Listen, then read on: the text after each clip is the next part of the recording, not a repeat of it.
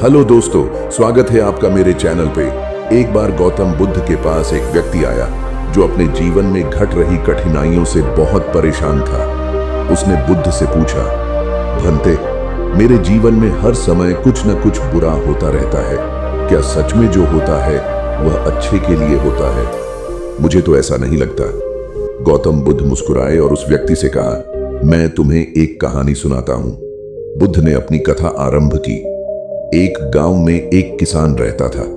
उसके पास एक सुंदर घोड़ा था जिसे वह अपनी संपत्ति मानता था। एक दिन वह घोड़ा जंगल में भाग गया। यह देखकर गांव के लोग आए और किसान से बोले, तुम्हारा घोड़ा भाग गया, यह तो बहुत बुरा हुआ।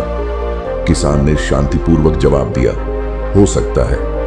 कुछ दिन बाद वह घोड़ा जंगल से वापस आया और अपने साथ कई जंगली घोड़े भी ले आया। यह देखकर गांव के लोग फिर से किसान के पास आए और बोले, वाह, यह तो बहुत अच्छा हुआ, अब तुम्हारे पास कई घोड़े हैं।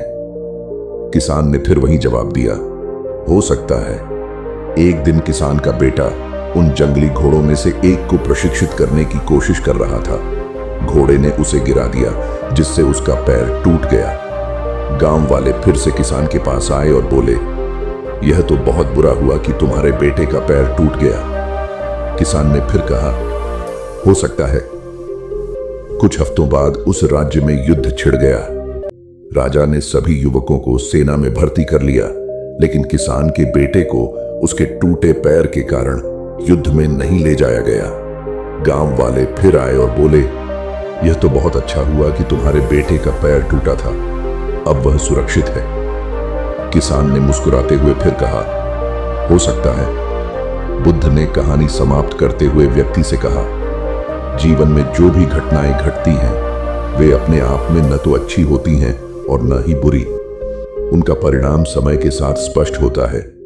यही कारण है कि जो भी होता है वह किसी न किसी रूप में अच्छे के लिए होता है। हमें बस धैर्य और समझदारी के साथ हर स्थिति का सामना करना चाहिए।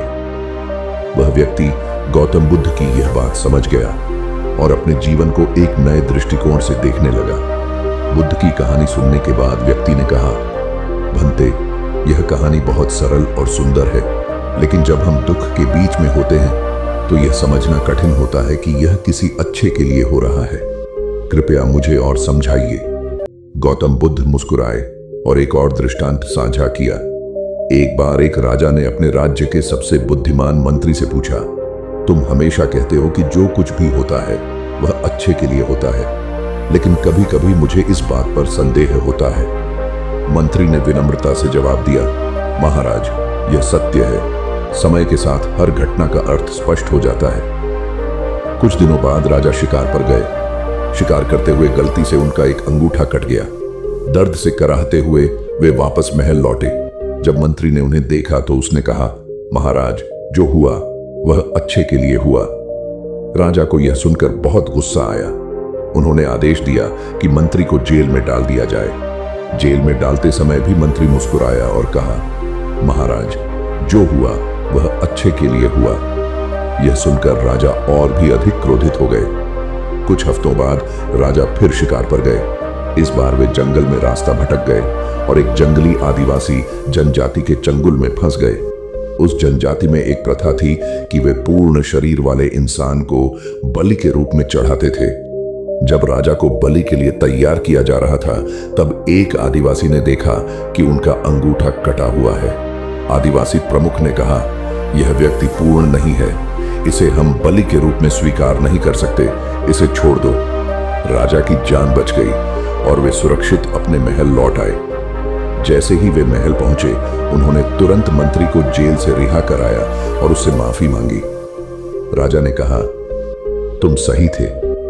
मेरा अंगूठा कटना वास्तव में मेरे लिए अच्छा था क्योंकि इसने मेरी जान बचाई, लेकिन तुम्हें जेल में डालना कैसे अच्छा था? मंत्री ने मुस्कुराते हुए कहा, महाराज, यदि मैं जेल में नहीं होता तो मैं आपके साथ शिकार पर जाता और तब आदिवासी मुझे बलि के लिए चुन लेते, इसलिए जो हुआ वह मेरे लिए भी अच्छा था।